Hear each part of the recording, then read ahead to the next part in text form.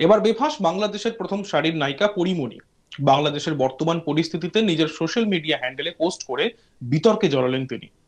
Social media একটি post করে পরীমণি লেখেন যে 3 বছর আগে এই 5 আগস্ট যেভাবে আমার স্বাধীনতা কেড়ে নিয়েছিল, প্রকৃতি হিসেব রাখে মা। এরপরই আবার তিনি আরো একটি পোস্ট করেন এবং পরীমণি সেখানে লেখেন, শান্তি চাই, লুটপাট, থানা আক্রমণ, প্রতিহিংসা চাই না। আমরা সংযত হই, দায়িত্ববান হই, প্রিয় বাংলাদেশে আর রক্তপাত চাই না। অন্যদিকে পরীমণির প্রাক্তন স্বামী শরীফুল রাজ ফেসবুকে লেখেন, বিজয় উৎসব করুন, কিন্তু যারা লুটপাট ও আগুন দিচ্ছে তাদের বিরুদ্ধে সোচ্চার হন। অন্যদিকে অভিনেত্রী নুসরাত ইমারোজ তিশা লিখেছেন, স্বাধীন দেশে স্বাগতম, আলহামদুলিল্লাহ।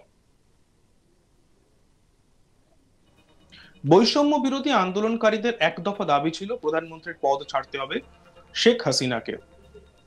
শেষ পর্যন্ত সেই দাবি মেনে নিয়ে আন্দোলনকারীদের চাপের মুখে হার স্বীকার করেন হাসিনা। সোমবার 5 আগস্ট হাসিনা পদত্যাগ করেন। বোন রেহানাকে নিয়ে তিনি রওনা দেন ভারতের উদ্দেশ্যে। ভারতের গাজিয়াবাদে বায়ুসেনার এয়ারবেসে অবতরণ করে বাংলাদেশি বায়ুসেনার বিমান। এদিকে হাসিনা দেশ ছাড়তেই প্রধানমন্ত্রীর সরকারি বাসভবন গণভবনে কার্যত লুট চালায় আন্দোলনকারী ও সাধারণ মানুষ।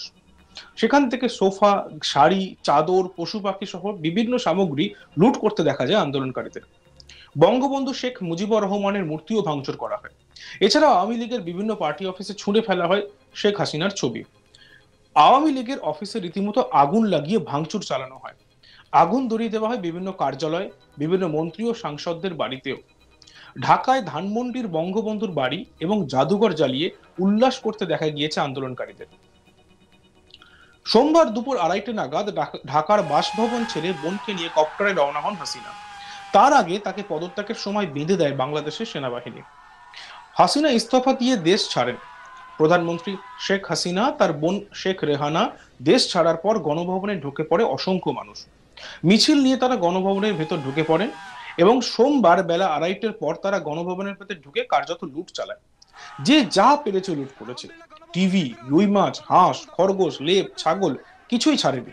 সদ্য প্রাক্তন হওয়া মুখ্যমন্ত্রীর শাড়িও লুট করেছেন বিক্ষোভকারীরা। আমরা দেখে নেব একবার ভিডিওটি।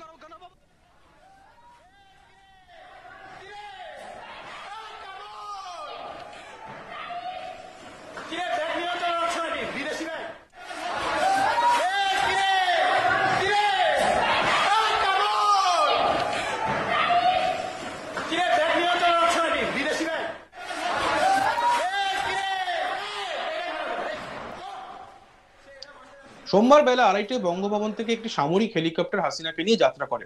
এই সময় তার সঙ্গে ছিলেন তার ছোট বোন রেহানা। বাংলাদেশ সেনাবাহিনীর প্রধান জেনারেল ওয়াকারুজ্জামান বলেছেন, রাজনৈতিক ক্রান্তিকাল চলছে, একটি অন্তর্বর্তী সরকার গঠন করা হবে, সব হত্যার বিচার হবে। সেনাবাহিনীর উপর আস্থা রাখেন, দেশে শান্তি শৃঙ্খলা বজায় রাখেন। আপনারা আমার উপর আস্থা রাখেন, একসঙ্গে কাজ করি, দয়া করে সাহায্য করেন। মারামারি সংঘাত করে আমরা আর কিছুই পাবো না, সংঘাত থেকে বিরত হন। সবাই মিলে সুন্দর দেশ গড়েছি। জাতির উদ্দেশ্যে ভাষণ দেওয়ার আগে বাংলাদেশের বিশিষ্ট জন এবং রাজনৈতিক দলের প্রতিনিধিদের সঙ্গে বৈঠক করেন সেনাপ্রধান ওয়াকারুজ্জামান। ওই বৈঠকে ডাকা হয়েছিল ঢাকা বিশ্ববিদ্যালয়ের আইন বিভাগের অধ্যাপক আসিফ নজরুল, আনিসুল ইসলাম ও মুজিবুল হক চুন্নুকে। কোন কোন রাজনৈতিক দল তার সঙ্গে বৈঠক করেছেন এই প্রশ্নের উত্তরে সাংবাদিকদের তিনি বলেন, বিএনপি, জাতীয় পার্টি ও জামায়াত ইসলামীর সঙ্গে বৈঠক করা হচ্ছে। শিক্ষক আসিফ নজরুল ও জুনায়েদ সাকি বৈঠকে ছিলেন। তিনি বলেন, ছাত্রদের প্রতিনিধিদের সঙ্গে যোগাযোগ স্থাপন করা যায়নি।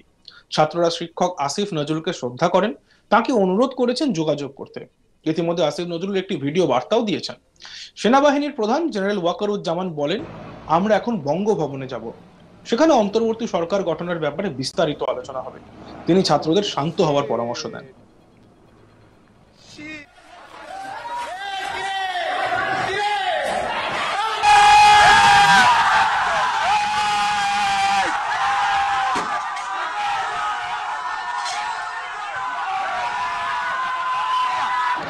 আলহামদুলিল্লাহ গণভবনের ভিতরে আছি আমরা। গণভবন দখল বিয়ে করতেছে, শুকরিয়ার নামাজ পড়তেছে। সবাই দেখেন, সবাই সবাই শেয়ার করেন যে গণভবন চলতে পুরো শ্রীলঙ্কা। সবাই শেয়ার করেন।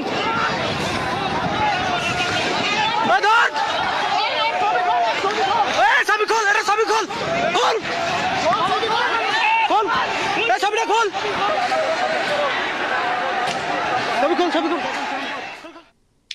কোটা ব্যবস্থার অবসান ও প্রধানমন্ত্রী হাসিনার পদত্যাগ দাবি করে গত মাস খানেক ধরে কিন্তু নতুন ভাবে উত্তপ্ত হয়েছে বাংলাদেশ, সেই সঙ্গে রক্তাক্ত হয়েছে। মৃত্যু মিছিলে বাদ থাকেনি পুলিশও। একই থানায় 14 জন পুলিশ কর্মীকে হত্যার ঘটনা ঘটেছে, 300 জন পুলিশ কর্মী আহত বলে জানা যায়। পুলিশ বিক্ষোভকারীদের মিলিয়ে মৃত্যুর সংখ্যা শতাধিক, যদিও বেসরকারি হিসেবে সংখ্যাটা অনেক বেশি।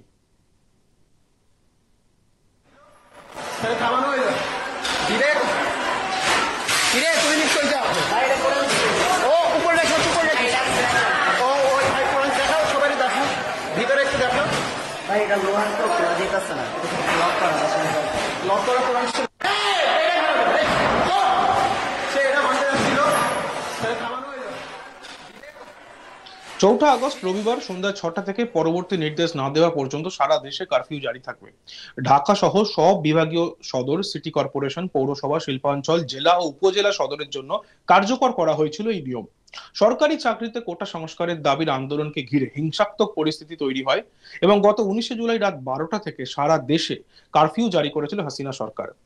দিনের একটি নির্দিষ্ট সময় শিথিল থাকলেও 19 জুলাই রাত থেকে কারফিউ বহাল থাকে। সব সরকারি, আধা সরকারি, বেসরকারি অফিসকে বন্ধ রাখা হয়। তবে বিভিন্ন ইমার্জেন্সি দপ্তর যেমন দমকল, বিদ্যুৎ, গ্যাস, অন্যান্য জ্বালানি, এই সমস্ত পরিষেবাগুলি, জরুরি পরিষেবাগুলি কারফিউর বা আওতার বাইরে থাকছে। হাসিনার পদত্যাগ এবং দেশ ছাড়া পর্যন্ত দেশ জুড়ে 11,000-এর বেশি কোটা আন্দোলনকারীদের গ্রেপ্তার করা হয়। আওয়ামী লীগের নেতাদের বাড়িতে হামলা চলছে, অনেক নেতাই ঘর ছাড়া হওয়ার খবর পাওয়া যাচ্ছে, অনেকেই পালিয়ে গিয়েছেন পরিবারকে নিয়ে। ফেসবুক, ইনস্টাগ্রাম, মেসেঞ্জার, হোয়াটসঅ্যাপ বন্ধ করা হয় দফায় দফায়। আওয়ামী লীগের 2 সাংসদের বাড়িতে আগুন ধরানোর ঘটনাও ঘটে। আন্দোলনকারী ছাত্রদের জঙ্গি আখ্যা দিতে শোনা গিয়েছিল সত্য প্রাক্তন প্রধানমন্ত্রী হাসিনাকে।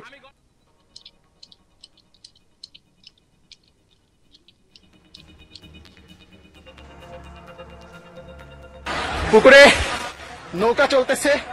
অন্যদিকে এই ঘটনা নিয়ে এবার বেফাস বাংলাদেশের প্রথম সারির নায়িকা পরীমণি। বাংলাদেশের বর্তমান পরিস্থিতিতে নিজের সোশ্যাল মিডিয়া হ্যান্ডেলে পোস্ট করে বিতর্কে জড়ালেন তিনি পোস্ট করে লেখেন যে 3 বছর আগে এই 5 আগস্ট যেভাবে আমার স্বাধীনতা কেড়ে নিয়েছিল, প্রকৃতি হিসেব রাখে মা।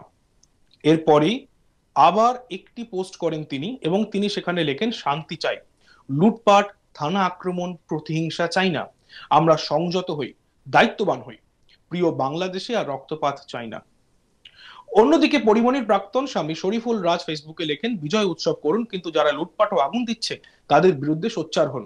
অন্যদিকে অভিনেত্রী ইমারত তিশা লিখেছেন, স্বাধীন দেশে স্বাগতম। দেখতে থাকুন আজ তাক বাংলা, সাবস্ক্রাইব করতে ভুলবেন না।